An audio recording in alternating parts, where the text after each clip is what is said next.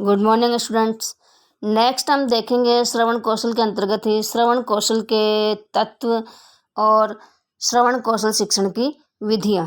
तो सबसे पहले श्रवण कौशल के जो एलिमेंट्स हैं उनको यहाँ पे देखते हैं हम। तो श्रवण कौशल का जब बालक में विकास किया जा रहा हो तो निम्नलिखित तत्व जो है, निम्नलिखित एलिमेंट्स है जिनको ध्यान में रखना होता है। पहला है श्रोता के बैठने की सही स्थिति। श्रोता के बैठने की सही स्थिति से यहाँ तात्पर्य है कि श्रोता को वक्ता की ओर मुख करके उसके सामने बैठना चाहिए, जिससे श्रोता और वक्ता के मुख व मुखाकृति वो एक दूसरे को देखते रहें, जिससे कि श्रोता और वक्ता का एक दूसरे पर पूर्ण ध्यान रहे। तो इस बात को भी ध्यान में रखा जाए। दूसरा है वक्ता एवं श्रोता के मध्य की दूरी। वक्ता और जो वक्ता है स्पीकर है और जो श्रोता है लिसनर, इन दोनों के मध्य बहुत अधिक दूरी भी नहीं होनी चाहिए, बहुत अधिक पास में भी ये नहीं होने चाहिए।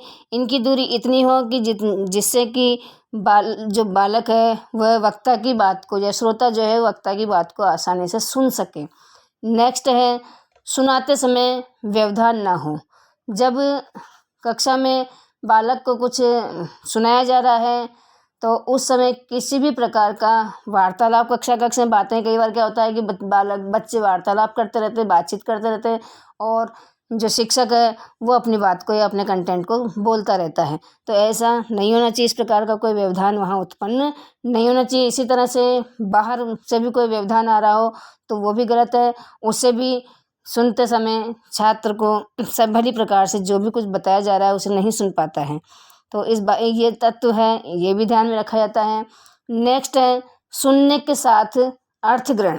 श्रवण कौशल का तात्पर्य ये होता है, यही मतलब होता है कि जो भी कुछ वो सुनता है उसके साथ वह उसका अर्थ ग्रहण करता चला जाए। तो ये मुख्य तत्व होता है श्रवण कौशल का। नेक्स्ट है सुनने में शीघ्रता ना हो। बालक जल्दबाजी में किसी चीज़ को नहीं सुने, धैर्यपूर्वक मन लगाकर दत्तचित्त होकर जो भी कुछ उसे कक्ष में बोला जा रहा है उसे वो सुने। नेक्स्ट है ध्यान केंद्रण। छात्र का जो ध्यान है वो कक्षा में ही हो, ये भी एक प्रमुख तत्व है।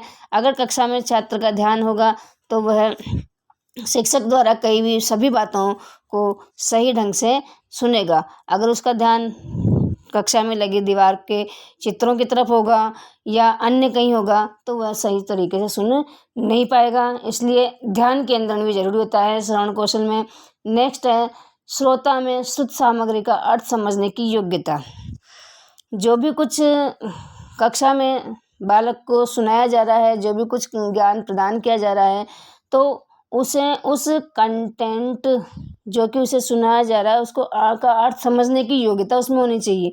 ऐसा नहीं होना चाहिए कि 6 क्लास का बालक है, उसका बुद्धि मेंटल लेवल जो है वो 6 क्लास का है और उसे श्रुत सामग्री जो बताई जा रही है वो 12th क्लास की है, तो उसकी योग्यता ही नहीं है उसका अर्थ ग्रहण करने की। तो ऐसा भी नहीं होना चाहिए। तो ये भी एक प्रमुख तत्व होता है कि जो भी श्रुत सामग्री कक्ष में रखी जाती है वो बालक के समझने योग्य होनी चाहिए। नेक्स्ट है सुनते समय श्रोता की भागीदारिता। ये भी एक प्रमुख एलिमेंट है जिसको ध्यान में रखा जाता है। श्रवण कौशल का बालक में अगर विकास करना है तो जब बालक को कुछ सुनाया जा रहा है, कुछ बताया जा रहा है, जो ज्ञान दिया जा रहा है, तो उसमें बीच में उससे समझ में आ रहा है या स्पष्ट हो रहा है, इससे संबंधित हाँ या नहीं के प्रश्न भी पूछने चाहिए।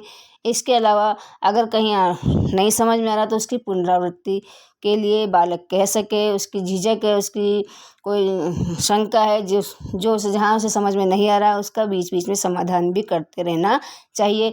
ऐसा नहीं कि वक्ता बोलता रहे, छात्रों को समझ में आ रहा है या नहीं आ रहा है उससे कोई फ़र्क नहीं पड़े, तो ऐसा भी नहीं होना चाहिए। अगर ऐसा होता है तो छात्र अपने आप ही सुनने में रुचि नहीं लेगा और जो मुख्य उद्देश्य वक्ता का है कि बालक को ज्ञान प्रदान करना वो पूर्ण नहीं हो पाएगा। तो इस प्रकार से ये श्रवण कौशल के मुख्य तत्व हैं जिनको ध्यान में रखते हुए कक्ष में श्रवण कार्य करना चाहिए। इसके अलावा और भी हम देखते हैं इसके साथ में छात्र में सुनने की तत्परता उत्पन्न करना, सुनने के प्रति उसमें रुचि उत्पन्न की जानी आवश्यक है। इस प्रकार का सिचुएशंस क्रिएट की जाए कक्षा में, जिससे कि बालक को आज जो ज्ञान दिया जा रहा है इसके लिए सुनने के लिए बालक जिज्ञासु हो, तत्पर हो सके, उसमें इंटरेस्ट डेवलप हो सके, उसमें सुनने की आदत, धैर्यपूर्वक और मनोयोग पूर्वक सुनने की आदत का निर्माण हो सके। तो ये सभी प्रमुख तत्व हैं जिनके माध्यम से बालक में श्रवण कौशल का विकास किया जाता है।